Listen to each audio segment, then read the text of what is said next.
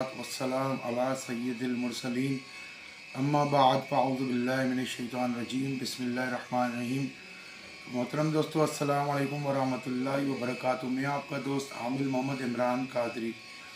मोहतरम दोस्तों, आज की मैं वीडियो अपने एक शागिर्द मोहम्मद कामरान कादरी पंजाब से हैं, उनकी फरमाइश पर बना रहा हूँ, क्योंकि वो एक ऐसे मरीज़ का इलाज कर रहे हैं जिस पर जिन्नात की एक ख़तरनाक तरीन किस्म का असर है, जिसे हम डेढ़ कहते हैं सिंधी में, और उर्दू में इसको ढीठ या खबीस कहा जाता है। ये जिन्नात की एक बहुत गंदी किस्म होती है। ये किसी शख्स के पीछे पड़ जाएं या किसी पे आशिक हो जाएं तो अल अमान वल हफीज़, इनसे जान छुड़वाना बहुत मुश्किल हो जाता है। तो अक्सर लोगों के साथ ये होते हैं और ये झूठ बहुत बोलते हैं। ये जिन्नात, चाहे ये नर हो या मादी हो, झूठ इनकी फितरत में शामिल होता है। झूठ ये बहुत बोलते हैं और ये किसी को नहीं मानते। हालांकि ये जब मरीज़ पे हाजिर होते हैं तो बोलते हैं कि मैं मुसलमान हूँ, कलमा पढ़ते हैं, निकल जाते हैं, फिर आ जाते हैं। कभी बोलते हैं मैं हिंदू हूँ, कभी बोलते हैं मैं ईसाई हूँ, कभी बोलता है मैं इब्लीस हूँ, कभी क्या बोलता है, कभी क्या बोलता है। ये झूठ बहुत बोलते हैं और बहुत ढीठ होते हैं, ये छोड़ते नहीं हैं। अक्सर लोग बुढ़ापे तक जो है इनका शिकार रहते हैं और मर जाते हैं, लेकिन फिर भी ये उनको नहीं छोड़ते। ये ऐसे ढीठ होते हैं। तो हमारे यहाँ सिंध में इनको सिंधी के अंदर कहा जाता है डेढ़, यानी ढीठ, और उर्दू में इसको कहा जाता है खबीस, यानी किसी पे इसके असरात हम बोलते हैं इस पर बहुत खबीस चीज़ है। तो ये इस किस्म के जिन्नात होते हैं और ये इंतहाई सरकश होते हैं। तो आज मैंने जो वीडियो बनाई है आमलीन हजरात के लिए बनाई हुई। अक्सर ये मेरे दोस्त या मुझसे वाबस्ता अहले मोहब्बत आमलीन दोस्त हैं जो मशवरे लेते हैं, जो मेरी वीडियोस देखते हैं, तो मुझसे सवाल करते हैं कि हमारे मरीज़ है, इसका कोई इलाज, कोई पढ़ाई इस पर कारगर नहीं हो रही। तो मैं डेढ़ की फितरत आपको बताता हूँ, इससे आपको उनके मरीज़ों के इलाज में आसानी होगी। और अगर किसी पे असरात हैं तो वो हमसे रब्ता कर सकते हैं, हम इसका इलाज करते हैं। अल्हम्दुलिल्लाह काफ़ी लोगों का इलाज कराया और इस खबीस से उनकी जान छुड़वाई है। इसका इलाज थोड़ा लंबा होता है, लेकिन अल्हम्दुलिल्लाह जान छूट जाती है इससे। तो दोस्तों, डेढ़ जो है ये जिन्नात की एक खबीस किस्म है। ये अक्सर औरतों के बालों के ज़रिए उन पे आशिक होते हैं, यानी बालों के ज़रिए उनके दिमाग पे सवार होते हैं। और अक्सर ये औरत को नज़र आते हैं, जिस्म में दाखिल नहीं होते, या मर्द जिस पे आशिक हों उसको नज़र आते हैं लेकिन जिस्म में दाखिल नहीं होते। ये उसको भी धोखे में रखते हैं। ये असल में जानी जिन्नात हैं, ये जिनाकार होते हैं और झूठ बोलते हैं अंदर घुस के हम फलाना पीर हैं, फलाना बुज़ुर्ग हैं, लोगों के अकायद के साथ खेलते हैं। देखते हैं ये कोई मुसलमान घराना है तो किसी पीर बुज़ुर्ग का नाम लेते हैं कि हम वो हैं, उनकी रूह हैं, हमें ये पसंद है, ये हमारा बच्चा है। अगर देखते हैं कि ये कोई हिंदू घराना है तो किसी देवी देवता का नाम ले लेते हैं कि मैं काली हूँ, या मैं महादेव हूँ, या मैं जो है वो भोलेनाथ हूँ, वगैरह वगैरह। इस तरीके से जो है ये धोखा देते हैं और इनकी फितरत में झूठ कूट कूट के भरा होता है। ये इब्लीस की औलाद में से एक ख़तरनाक तरीन किस्म है। ये जो जिन्नात हैं ये इब्लीस की औलाद में से हैं, ज़ुर्रियात इब्लीस, यानी इब्लीस की औलाद में से हैं। और झूठ इनकी फितरत में शामिल होता है। ये कभी सच नहीं बोलते, कभी वादे के पक्के नहीं होते और बात बदलते हैं। जैसे हम एक बच्ची का इलाज कर रहे थे, जब उस पर खबीस चुड़ैल आती थी तो ज़मीन से 2-3 इंच ऊपर उड़ना शुरू हो जाती थी और कमरे में इतनी गर्मी फैल जाती थी कि घर वाले घर छोड़कर बाहर भाग जाते थे। तो उस पर ये चीज़ आई और उसने बहाना बनाया कि भाई ये घर में बेरी का दरख्त है, इसके वालिद साहब ने मेरे 3 बच्चे मार दिए। तो हमने कहा इसका वालिद साहब जब कुल्हाड़ी लेकर आ रहा था तो तू देख नहीं रही थी क्या? वो तो तुझे नहीं देख सकता ना, तू तो देख सकती है।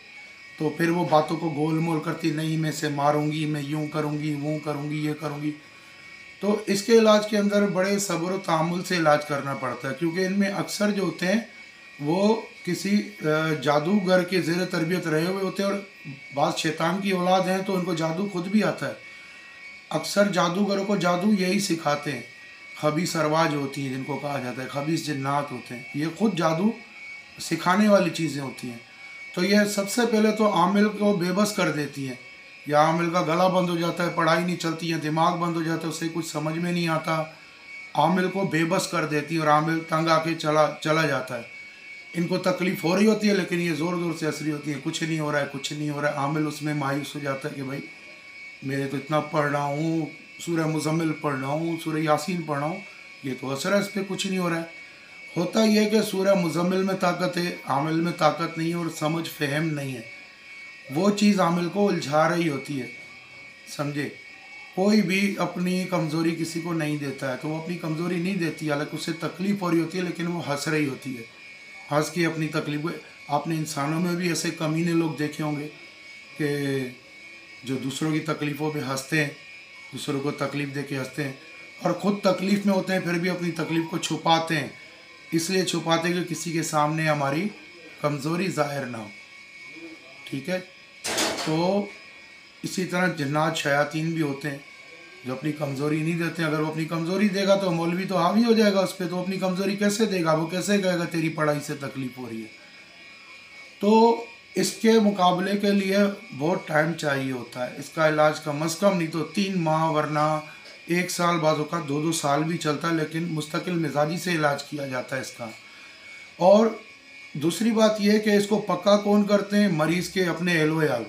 जब ये मरीज़ पे हाजिर होता है तो उससे सवाल जवाब करना शुरू हो जाते हैं कि भाई बताओ ये इस घर में ये मसला क्या है, इसके साथ क्या मसला है, हम इसके लिए क्या पढ़ें।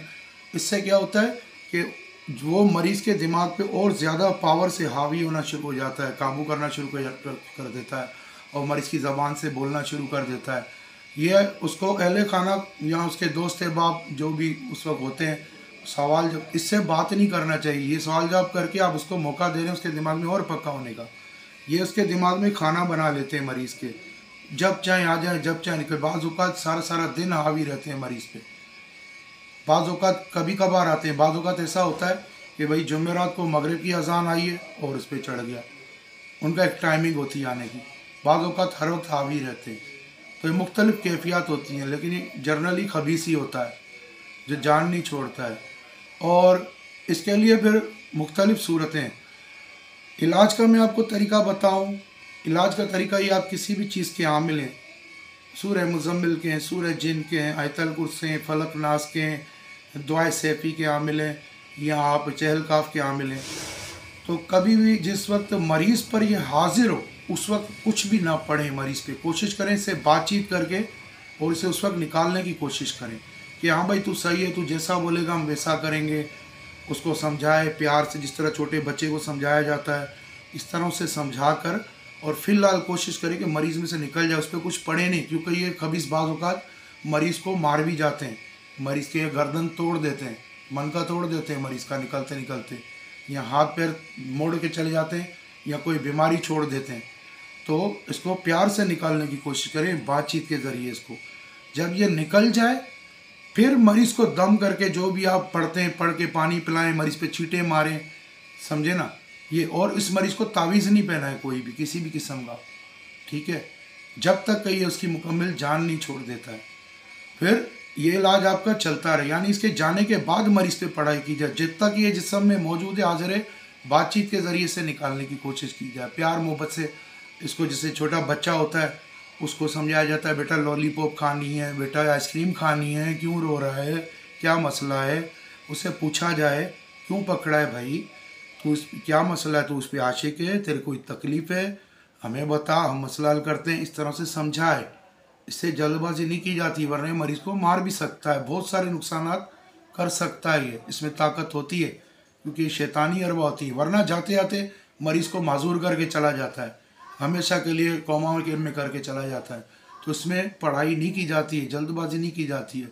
बातचीत जब ये निकल जाए जिस्म से, फ़ौरन दम करके पानी पिलाओ, छींटे मारो, जो भी आपके अमल में आयत या सूरत या अल्लाह के अस्माएँ जिससे आप इलाज करते हैं। और उसके बाद इसको मरीज को रिलैक्स करा दो, आराम से सो जाए। बार बार इलाज करना, इसका आपको बार बार करना पड़ेगा। जब हाजिर होगे तो होगा तब आपको इसको देखना पड़ेगा, इस पर पढ़ना पड़ेगा। मैं एक बच्चे का इलाज मैंने 2 साल किया है, यूके में था, ऑनलाइन वीडियो कॉल पे मैं उसको जब हाजिर होता था तब इलाज करता था, जब हाजिर होता था तब इलाज। माशाल्लाह से 2 साल लगे, लेकिन उसकी जान छूट गई। वो उसको मारता पीटता था, चीज़ आती थी तो, और उसको बोलता था कि मेरे साथ गंदा काम कर, तो वो बच्चा चीखता था, चिल्लाता था। तो अल्हम्दुलिल्लाह इसका इलाज किया, लेकिन इसमें टाइम लगता है। लोग चाहते हैं एक फूंक मारो बंदा सही हो जाए। डॉक्टर के पास 10-10 साल, मरीज को शुगर है 20 साल, जब तक जिंदा है ता दमे आकर दवा खाता रहेगा। शुगर ख़त्म नहीं होगी पर दवा खाता रहेगा और पैसे खर्च करता रहेगा। लेकिन अगर आमिल मेहनत कर रहा है तो वहाँ पर उसको तकलीफ होगी, बोलेगा बस अभी इसको 500,000 दूँ, एक फूंक मारे मरीज सही हो जाए। वो भाई ये शुगर से, कैंसर से ज़्यादा खतरनाक चीज़ें हैं। आमिल की जान जोखों में होती है, आमिल को अपने भी सदकात देने होते हैं। जो भी आप आमिल हजरात मेरी बात सुन रहे हो, ये गलतियां कर चुके हो तो ये याद रखो, पहले उनसे, मरीज से, उसके जो भी अजीज़ व क़रीब, जो भी उसके जो है आपको रिलेटिव्स आपके पास लेकर आए, उन्हें कहो भाई मुझे अपने भी सदकात देने होंगे, उन सदकात का खर्च भी आपको देना होगा। ऐसे इलाज इसका नहीं होगा। अपना भी सदका दें, आपके भी